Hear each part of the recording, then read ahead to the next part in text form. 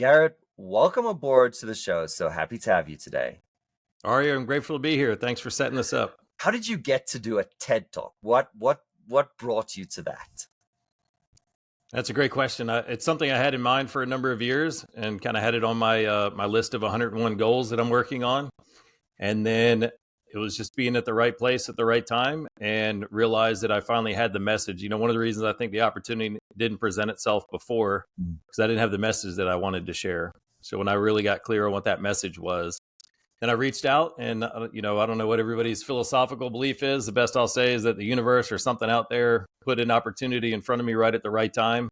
And I started researching how to get onto a TEDx stage and decided a good strategy would be to reach out to curators that are hosting events locally that I could go check out a TEDx event. Nice. So I reached out to one, had a conversation with her, and she said, you know what? Our slate's full right now, but there might be a spot opening up. So hit me back in about a month. And I did. And she said, yeah, sure enough, next month we have an open spot. So if you're ready for it.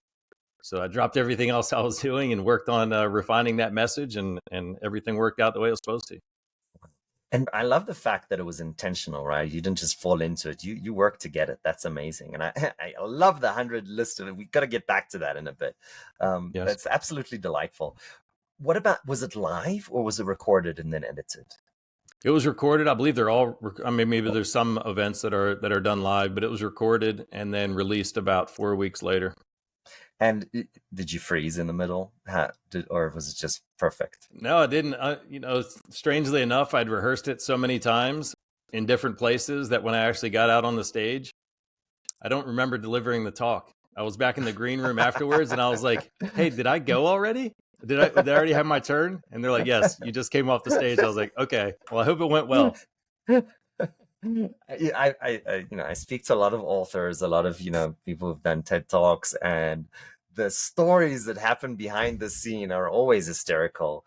Karen Eber, she just froze in the middle. She had this huge thing and she was like looking and thinking, so one of the tactics is, fall on the floor to just get yourself out of that. And she's like, and then afterwards, the speakers kind of figure out like, oh, this is heavily edited.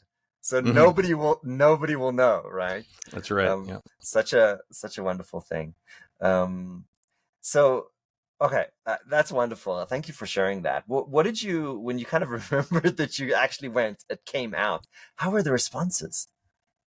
It was a lot of great responses. They said I was one of the best or the second, one of the top two presenters that day. There were 12 of us that presented that day, but it's very unnerving, I guess, when you have this message that you want to share that's something so personal and so deep and you feel so called that it needs to be shared. I was also wondering, like, is this going to land right? Am I articulating this right? Is it going to relate to anybody? And everybody that I spoke to afterwards, they were just, it really hit home with them. It really struck a nerve with them or shared something with them that they found was profound. So that was great. It was the first little bit of feedback that, okay, I got the message right. You talk about authors and about creative or speakers. One of the things that I think about creative productions that we do, and this is just my personal belief about it, is that when we're really engaged in something creative and we are sharing a message, I believe that message isn't coming from me. I believe that I'm a conduit for that message. So if I'm writing a book, if I'm delivering a talk, and for me, when I get positive feedback, then it doesn't fuel my ego as much as you might think or as much as I might have expected, but it helps me feel that I articulated the message or I was a good conduit for whatever that message was that needed to be shared. So when I get, good feedback, and then on the other side, if I ever get bad feedback about something, it's like, hey man, that wasn't my message. I'm just trying to relay it to you. It came from somewhere else. I appreciate that.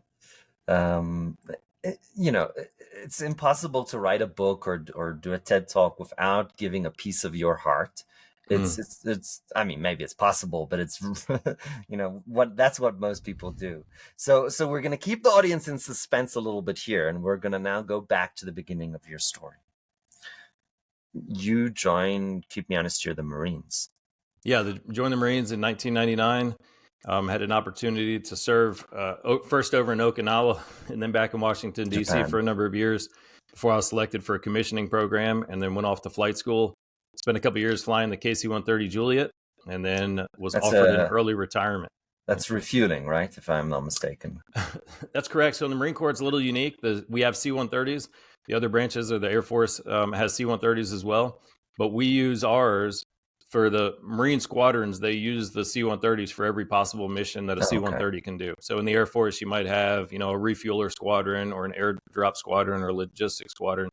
But in the Marines, we use them for aerial refueling, for logistics, for dropping paratroopers, for long haul cargo. And there's also an attack variant that we'd use for close air support. Okay. I want to go a little bit to the beginning here. What made you join the Marines? Like what was going through your head? And it's like, yeah, I'm going to be a Marine. It's a good question. So when I was even in high school, a couple things really kind of led me down this path. First and foremost, there were some indicators in my youth that I might not amount to much, or might take some detours and get into some trouble and send me off on a bad direction. So with that in mind, not knowing what I wanted to do in the future, if I really ever would amount to much. My audience is going to be like, no, Ari, you're a bad, interviewer. Indicators. Ask him about the indicators. Give us an indicator.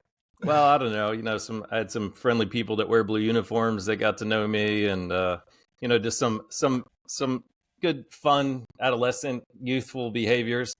Experimenting with some things that probably weren't going to lead me down a good path for long.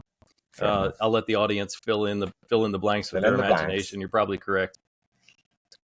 But there was this one quote that I heard, and I'd heard it a lot of times before, but I remember hearing it once, and this is the quote. It's often said that once a Marine, always a Marine. Yes. And what resonated with me was I was like, man, I don't know what I'm going to do for the rest of my life. I don't even know what I'm going to do professionally. But if I go off and I serve in the Marine Corps for 4 years, at least I can hang my hat on that. So if everything falls apart after that, at least I have something that I can be proud of and have an experience to look back on. Another thing that I noticed was whenever I was talking to an elderly person that had been in the military, I noticed even at a young age that when they started talking about their military service, even if it was decades prior, something about them lit up. They had these vivid memories of this very influential and paramount experience in their life.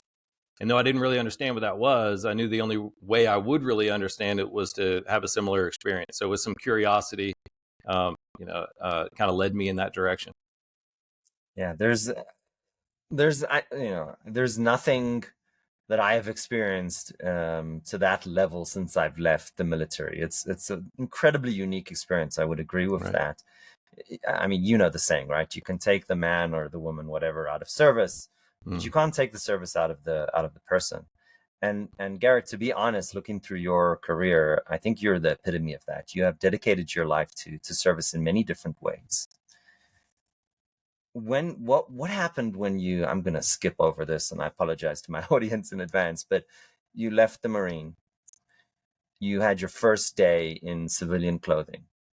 Just by saying that, I feel the goosebumps.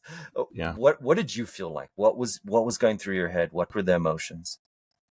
Well, I noticed that there was a lot of things that I was used to that started to fade away or disappear completely. Mm-hmm. There was a sense of identity.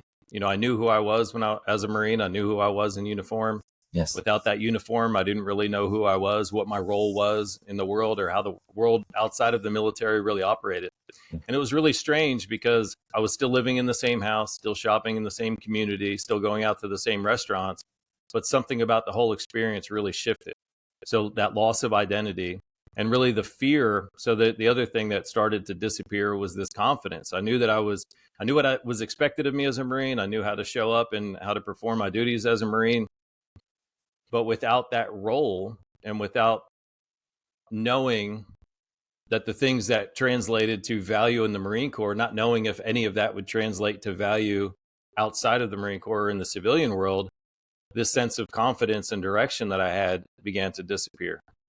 And then lastly, the sense of belonging. So, and we talk about this a lot, and this from military experience, but when you're part of a unit, when you're serving with your brothers and sisters in arms, there's a real sense of belonging.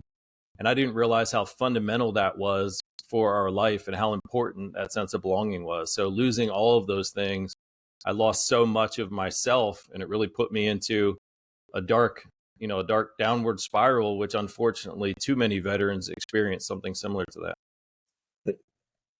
Garret, you did an amazing job in I think identifying, articulating, and explaining three incredibly important aspects of what it means to be, person in service. I think it's incredibly difficult for anybody who hasn't served to understand what that disconnect creates. And it's a shit example, but a lot of people, they're in a job, professional job for 6, 7, 8 years. If you ask them, oh, please, you're meeting them for the first time. Oh, how are you? Who are you? What do you do? They introduce themselves as their job. Oh, I'm a consultant, right? So, I mean, that's the best analogy that I can have. And that was me. I did consulting for Siemens for 8 years. And I was my job. That was my personality, even to a certain degree. Right. When I left that role, I had my second, mental breakdown, maybe. It's like, and I came to say, oh, I'm a consultant, but I wasn't anymore. I was like, well, who am I? What am I? Now, that is probably just 1%, a fraction, a small fraction of what happens when you leave service. It's really a identity crisis. Would you agree with that? Is that a fair statement? Absolutely. Yeah, I certainly agree. That's a good way to say it. And when you think about how profound or more profound this might be for a service member. Yes. Consider the time of their life that they're joining the military. Most service members, they join right after high school, right after college. And this is still a developmental stage of the human experience and of us. I mean, even our brain is still coming online, really. Our prefrontal cortex is still being developed. Our identity, our sense of meaning, our sense of values, these are all being developed. So for an individual to develop all of those things in the context of their identity of military service and then have that stripped away from them, I believe that's why it is more profound and why more veterans struggle with that transition than other counterparts struggle with different transitions. A lot of similarities, but I think it cuts a lot deeper and has Absolutely. a more drastic effect because of that identity that's stripped away. It's 100-fold, if not 1,000-fold. I completely agree. And that's why I said my example is stupid, but it's the best way I can think to convey to our audience what this actually means. This other aspect of confidence is also unclear. If you think about your military experience, it is completely non-trivial that translates into any kind of civilian job. Like, why would flying a helicopter help me? Like, you kind of need to think through that, right? So you kind of come into this like new chapter of your life, and you're like, well, what can I provide? Is that fair? Yeah, that's right. I mean, we understand the metrics, we understand the framework for the way that we show up and the value that we provide in the military. When that's taken away, and it could be similar to any professional transition. If you go from one profession to something drastically different, it's like I've come to understand the metrics. I know how I'm being measured. I know what I need to do to provide value or to grow or to get that next promotion. And when all of that's taken away, it's like, okay, where am I now? And I'm out in an abyss. And one of the way I think about it is it's much like having a second adolescence. If our adolescence is that time when we transition from high school or academia or college into the real world, like there's a big shift there, and we got to find our way again. To have to do that again in your 30s or your 40s when you're not realizing that it's going to be so profound, that can be very jarring and unsettling for veterans as they transition. Well, I would argue it's 1,000 times worse because you don't have the hopefully, supporting parents that, many adolescents do have. You don't have the school system, which is kind of knows what, the raging hormones that I have 3 kids. So I'm right there right now. But I would argue it's way, way worse than adolescence. So again, it's just it's a great analogy, but it doesn't do justice. I think the third one that you mentioned, and that's belonging. It sounds like, what's belonging? So we need to convey to the audience the deep, deep, deep feeling of what it means to entrust your life, basically, to somebody, as opposed to like, corporate culture in America. Oh, we're a family in this company. That makes me throw up in my mouth, by the way. What is that deep sense of belonging? What does that mean? And what is the feeling to lose that? Yeah, so there is, I think that the bonds that we forge in the military, just through the experiences, through this for one, in our country, it's always been a voluntary service. So to stand forward with other individuals that also volunteered to do difficult things, to go into harm's way, to make sacrifices for something greater than themselves, and then to go through training evolutions, to go through pre-deployments, deployments in very austere environments, very difficult situations, but that joint suffering creates a depth, a greater depth of bond. And then also understanding that individuals to your left and right have also volunteered to sacrifice either their comfort or in some cases their life for you and for those people that are also a part of your unit. And that really develops a deeper sense of connection. And even to this day, I've been out of the Marine Corps almost 10 years now. I still feel a different sense of comfort and familiarity when I'm around other veterans. There's certainly something there. So the biggest compliment I ever got was, I would go to war with you.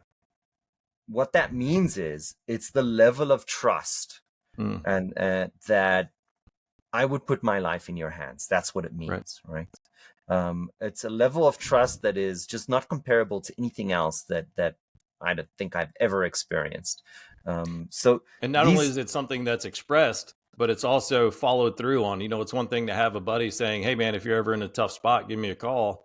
But in the military or through service, you actually have to follow up on that. It's like, hey, look, here you are in this pre-deployment with me and we're going off together. Yes. So it's not just a gesture. It's not just an offering or a platitude. It's actually something that's followed through on, which makes it sink in a lot deeper. So I deeply, deeply appreciate you kind of, simplifying or explaining these things that I think are non-trivial, because it's important for this next part. Once you started your civilian life, what happened? So that I noticed a void right away, and I didn't really understand what that was. And there were a couple of things that I was aware of or that I was thinking about. One was it became more and more apparent that loss of sense of belonging. Also, as I tried to integrate into or assimilate into a new environment and a new community, I quickly realized that, let's be honest, there's certain things about veterans, we're cut from a different cloth. There's some things about us or things that are brought out of us through military service that aren't really appreciated or seen the same way or valued in the civilian world, whether it's at the level of intensity that we're used to bringing to everything that we do. Because in the Marine Corps, everything is seen through the lens of life or death. That's right. Every decision that we make or everything that we engage in, it's looked at, is this going to save lives on the battlefield? Is this going to make us more lethal? And every decision is made in that context. Well, that's not a context that translates very well to a retail establishment or working in an office building. Or it's the dark sense of humor that we have and the things that we laugh about and can joke about that help us deal with some of that discomfort while we're in that. But when you bring these parts of your character and parts of who you become to the civilian world and you realize this isn't as acceptable in a new environment, well, the challenge with that is it invites us to begin to hide parts of ourselves. It invites us to wear a mask so that we can fit in, so that we can feel accepted. The challenge with that is, as we establish these new connections, people aren't connecting with us, they're connecting with this mask that we're wearing. So not only does that prevent us from experiencing that bond or that sense of belonging, but it also really promotes a sense of shame or a defectiveness in us, because here we are like, okay, I've got to show up as a version of myself in order to be good enough. Well, what does that say about who I am? So all of these things continue to erode that sense of confidence, that sense of self-worth. And, and kind of going on that slide, the other big thing that we lose is that sense of meaning. So that meaning that we have with the work that we're engaged in or with that sacrifice that we're willing to make. I always used to think of meaning as something that was positive and provided context and direction for the things that we're doing. But what I've learned more recently is that this is from the work of Dr. Viktor Frankl, who talks about in Man's Search for Meaning. He says that meaning also provides our capacity to endure suffering. Yes. If we don't have a strong sense of meaning, then even the normal things that might come up in our life are much more challenging, if not impossible, to endure, because we've lost that sense of meaning that can pull us through it. It's incredibly difficult going from what I do saves lives to what I do profits the shareholders. Right. It's a crazy transition, right? It kind of puts your whole existence into a question mark, like why, what's happening here? What was your personal low point once you kind of were in the midst of all this crisis?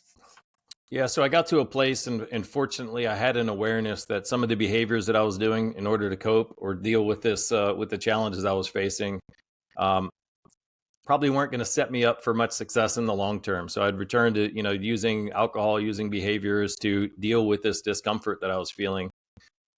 And then really what the tipping point was coming to this realization that when I thought about the 22 veterans a day that were committing suicide, I couldn't tell you with certainty that I wasn't going to become one of them. And when the thoughts of committing suicide or harming myself no longer shocked me, that fortunately, that part that it didn't scare me or it didn't seem out of the realm of possibility, that's what shocked me. And I said, all right, something's going wrong here. And I don't know how bad this is going to get, but something needs to change. And you took a different approach. Tell us about that, and also why. Why didn't you go kind of down the regular path? Yeah. So what a lot of individuals that, if they're questioning whether they have a bad relationship with a substance or behavior, more of a traditional path would be to seek clinical treatment or go away to seek a solution to helping you, remove a substance or behavior from your life. Well, even at this point, I didn't see any of the behaviors. I didn't see the alcohol or anything else I was doing. I didn't think of that as the problem. I knew that the problem was something deeper. So I didn't want to just go address this, arbitrary substance that I was using, because I knew that removing that substance alone or by itself, that wasn't going to help deal with whatever I was struggling with. So fortunately, around that time, I became connected with a great mentor and went through some coaching and had some support that kind of took a different approach. Instead of removing a substance or behavior, it helped me start doing some of the repair work on the loss of confidence, the loss of positive identity, that loss of meaning and purpose in my life. And what I found was, as I made those repairs and as I regained some of that confidence and found a new purpose and found new meaning in life, that this desire to escape or numb was going away. I no longer had this craving or this call for things. I now saw that those things I might want to indulge in would take too great a cost and take me off this path, this new path that I was creating, that I wanted to really invest myself in. There is something absolutely brilliant in my perception of what you just said, because if I have to dumb it down, you're saying there were the symptoms, right? Alcohol, drugs, bad behaviors, but then there was the root cause. And the root cause was this, I don't know if trauma is the best word, but it's this trauma that caused all these symptoms. And we kind of talked about identity, confidence, belonging, meaning, right? And what you decided to do is, instead of going, addressing the symptoms, you decided to face head on, which is incredibly brave, the root causes. So there's something brilliant in the way that you've structured this, in how you're explaining it, and how you attacked it. What was the result? What did the journey look like? Well, a little bit more on that. So one thing, it's a little controversial maybe in the treatment world or in the addiction world, but I don't think that any substance or behavior out there is good or bad. I think that a person's relationship to that substance or behavior is what can be bad or what can be challenging. Okay, hold on. You need to explain that. What do you mean by the relationship to? So if somebody is relying on something external to them in order to create or synthesize an internal response, that's where the challenge comes in. I love the definition of addiction that's given by Dr. Gabor Mate. He says that addiction manifests in any behavior that a person craves, finds temporary relief or pleasure in, has a negative consequence because of, and yet has difficulty giving it up. This can be alcohol, it can be Netflix binging, it can be social media, it can be workaholism, it can be any behavior that a person craves because they're trying to get away from or relieve some pain that's inside of them. So I don't think that a substance or behavior out there is good or bad. I think that when somebody develops this relationship that they need something external to their body in order to create an internal healing or an internal numbing of pain, that's where the problem comes in. So this is incredibly important, and I think incredibly insightful. So I wanna give another layer here to kind of dumb it down even more. And I apologize, but I think this is really important. What you're basically saying, keep me honest here, because I'm putting words in your mouth, is that the relationship to a substance or a behavior is fulfilling a need. And Absolutely. you can fulfill that need in many ways, right? And if instead of kind of taking away the fulfillment of the need, which is the substance abuse, for example, what you can do is you can push out the substance abuse by fulfilling the need in a different way. So if we kind of think about it as, a bottle full of, dirty water, we can empty the dirty water, or we can fill the bottle with clean water. Either That's way, it right. kind of solves the problem. That's right. Yeah, it's two kind of different approaches, and sometimes both of these approaches combined is the best path for somebody to move forward. Another way I like to explain it is if you had a smoke detector in your room right now and it started going off, you could go over and push the silence button on the smoke detector. If it started going off again, you could remove the batteries from it. That's a lot like what happens when we reach out for a substance. If Yes. we're feeling something inside, that's something that it's trying to be expressed or wants to be addressed. If we have a need that's not being met, if we have some pain, if we have some lingering effects of a traumatic experience, that's something that's trying to be expressed. And if we don't deal with that, but we just go grab a substance or we take a drink because we know that thing will shut up for a time, Right. that's not going to lead us to a better place. Now, and really where people get wrapped up in and caught in the chains of addiction is when they've relied on something like that. They've relied on drinking that drink or smoking that thing or taking that pill for so long that their own ability to overcome that or to face some of those challenges has atrophied to the point where they can no longer do it without that substance. And that's really when people are in the worst places in the chains of addiction. You went through your own journey and struggle with addiction. What was the next step once you kind of filled that void with something else? What was that something else for you, and what did it lead to? What I got really excited about was starting to learn more about some of the traditional tools and processes and resources that people were using for dealing with addictive behaviors. And what excited me, I mean, it sounds weird to say it excited me, but it excited me to see how much I had learned and how much had benefited me, the tools and everything that had benefited me that were absent in a lot of what my friends and colleagues were being introduced to in a traditional treatment route. It excited me because I thought, man, what would happen if we could introduce some of these things to complement the work that other individuals are doing with their clinicians, their therapists, or through treatment? How much better could that help people's lives become? One of the saddest things I see is somebody who struggles with a substance or a behavior, and they go and they get treatment and they make some changes and they remove that substance or behavior from their life, but they never deal with that root cause. They never deal with the pain inside. So now what their life looks like is I've removed my number one coping mechanism, and now I'm just white knuckling it, trying my hardest not to fall prey to temptations or to cravings. And to me, that's not the way that somebody should live their life. That's consuming so much energy and so much intention just trying to avoid something that's harmful for you. Let's get to a place where you can invest that energy and attention into creating the life that you want or making the impact that you want. Absolutely. And what did that look like for you? So I took a lot of the things that were most helpful to me that I'd picked up through studying applied positive psychology and working with my mentor, and started to put some programming together to offer it to individuals. Again, to either, for some people, maybe they weren't at that place where they thought they were diagnosable or really had a challenge, but they knew that they wanted to make some change in their life. They knew that there was some substance or behavior that was maybe holding them back from what they wanted to experience. And I started offering that. And then about 18 months ago, I came to this realization that some of the work that I was doing, that was very, it felt great to do it. I realized that there was this audience that I had set aside and had been ignoring for a period of time. And I think it was necessary. I had to go out there and experience some things and pick up some things and learn things. But what I decided to do is, hey, it's the veteran community, it's the veteran population that I understand the most, that I care about the most, and I really want to help empower and support. And what does that look like? So who do you meet? What is, if you can anonymously share one of these stories? Yeah, so I mean, for this journey, I mean, really what it came to me was creating this context and helping veterans that might need help or want help realize that it's okay to reach out for it. And one of the things that this is really what sparked the TEDx talk was I wanted veterans to understand some of the things that were happening in their life to create that pain that was inside. And what the conclusion that I've come to, and I really believe, and this is the message I try to deliver in my TEDx, is that regardless of what a veteran experiences while they're in the service, that transition from military service itself can be traumatic.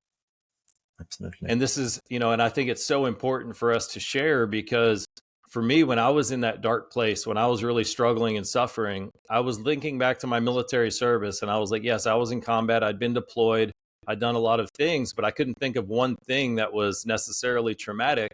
However, I was experiencing a lot of these symptoms of PTSD and post-traumatic stress. I almost wish that there was one explosion or one event that had happened so I could know what to take to a therapist and know what I could work through, and it would kind of provide hope. But not knowing something that I could pinpoint, or not really understanding why I was in pain and why I was struggling, it really took away a lot of hope that things could change or they could get better. One of the analogies I often share is, if you and I went out for a long run today, or we went to the gym and really worked hard at the gym, and we were sore for a couple of days, we wouldn't worry about that because it would make sense. We'd know why we were sore. We'd like, all right, our muscles are just repairing, and we'd know that in a couple of days it's going to go away. Well, if you find yourself in pain and you have no idea what got you there, it can be really hard to understand or even have hope that things are going to get better. So that's a big thing. And, just one thing that really reinforced the value of this message for me, I was sharing this with a group of mental health professionals, one of whom was a Vietnam veteran. And he said, man, I've been struggling with something inside for decades since I got back from Vietnam. And I never really could put a face or a name to what was creating that void or creating that suffering until he heard me express it through that message of the TEDx talk. So that's just one example. If you don't have hope that things can get better, if you don't understand the situation that you're in, then it can be really hard to understand that there's a pathway out of it. I'll mention that the Vietnam warriors, they weren't even welcomed home. Right. In fact, what they got was they were spat in their faces. They were protested against. There was no thank you for your service. It wasn't that time. And that's a part of our history, I think, that we need to remember. And if you ever see a Vietnam warrior vet, tell them welcome home, because that's what they did not hear when they came home. Right. Garret, I appreciate you so much. Thank you for your service. There's one scripted, and not just your military service, but really what you're doing today in helping vets. There's one scripted question that we have in this show, and it's a difficult one. If you had to go back to 20-something-year-old Garret, what would you advise him? I'd say just keep faith that the challenges and the obstacles and the hard times that you're experiencing or that you're going to go through, there's a reason for it. And just look for the meaning that you can derive from any of the struggles that you'll face so that you can do something with it. One of the worst things is when somebody suffers a horrific experience or just any dark times in their life and they can't grow from it. And I think if we can look for ways to grow from some of the challenges, then that helps us continue to evolve, and it will help us maintain or keep that momentum through the life and, onto those goals and onto those things that we want to achieve. Garret, thank you so much. I appreciate you coming on the show today. Thank you.